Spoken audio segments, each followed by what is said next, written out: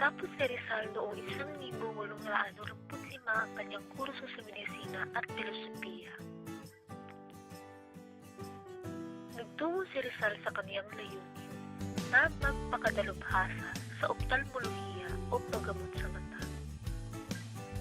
Bago nagtungo sa Paris, pansamantalang tumigil si Rizal sa bahay ni Maximo Viola na nag-aaral ng medisina sa Barcelona. Sa Barcelona, kaniyang nakilala si Eusebio Carominas, ang panunugan pampahayagang La Publicidad. Nobyembre 1885, nakarating si Rizal sa Paris at naglingkod bilang katulong ni Dr. Luis de Wecker na pangunaing ophthalmologista sa Lamptansya. Natili dito sa Rizal mula Nobyembre 1885 hanggang Pebrero 1886. Created using Powtoon.